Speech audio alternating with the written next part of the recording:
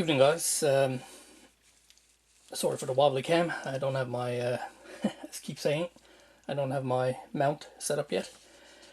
Uh, but anyways, we just finished up not too long ago, a week or so ago. Craig over at the Modeler, he had the 48-hour group build that he puts on every year.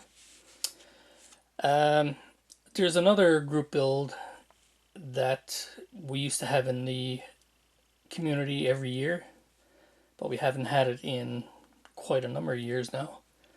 But it's a group build I used to really enjoy. Actually, the very first build on my channel was the entry for that group build. And that group build is the box stock group build. For you, those of you guys maybe might not be familiar with it, like I said, it's quite a few years since we've had it. Basically, it was a group build. New builders, young builders, old builders, people who used to build and were thinking about getting back into it. A lot of times, if they watch a lot of the videos on YouTube, a lot of us are using specialty tools and airbrushing and aftermarket parts, photo etch, all this stuff. And a lot of people, a lot of these newer guys or guys trying to get back into it, they may kind of get the impression that oh, I can't build as good a model because I don't have those tools or those products or whatever. So the box stock build was simply a way to show those people that you can build an excellent model just out of the box. So that's the purpose of the box stock group build. And it's a group build, like I said, I used to really enjoy it. I used to join it every year, but we haven't had it now in quite some time. So I'd like, if enough people are interested, I'd like to host that group build this year, probably November. Dan and Tommy's group build is in September. There's usually 1, 2, 3 Halloween group builds going on in October. December, we're into Christmas, so I'd like to do this in November. Plus, in November, particularly up here in Canada, the northern states, UK, Northern Europe, those areas, we're usually getting into winter. Short days, longer nights, colder weather, so a bit more building going on. But anyways, guys, the other thing I'd like for you to weigh in on in the comments or message me or whatever you want to do, email, anything, is the rules for this group build. So I think there are a few rules that need to be in there, and those would be that it must be a commercially available styrene plastic model kit, something that anybody can buy. Can be any genre, automotive, military, aircraft, structural, anything, as long as it's a commercially available plastic model kit.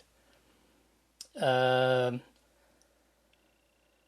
can only build, of course, what comes in the box. You can't buy any aftermarket stuff. You can't wire your engine. Can't put any photo etch or any resin on it or anything unless those items come as part of the kit when it was produced by the manufacturer. A couple of ones that stick out. Some of the Willys kits, they come with a photo etch grill. Some of the old Monogram, High Tech, I think was the line of kits. They used to come with thread. You could do the wiring for the engine.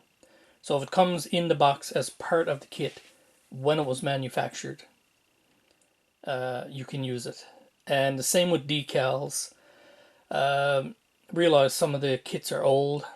Sometimes the decals may not work. If that's the case, you can buy replacement decals, but it should be the same decal set that the kit is meant for.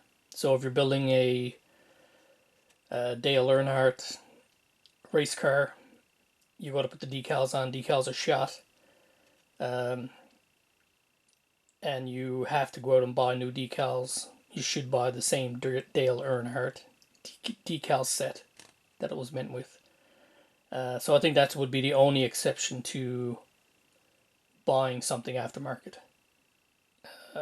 Again, guys, weigh in on these, please. Cannot use your airbrush. You can only use brush paint or spray paint from a can. No weathering. I think weathering stuff, a lot of it is specially modeling items. So it'd be no weathering. This one I've struggled with a bit. I'm still leaning towards not being able to use putty for filling seams. You can sand the seams, but possibly fill them with glue if you're doing that. But with regards to using, again, specialty modeling putty, that wouldn't be allowed. I think it should be okay to strip the chrome and repaint the chrome if you like.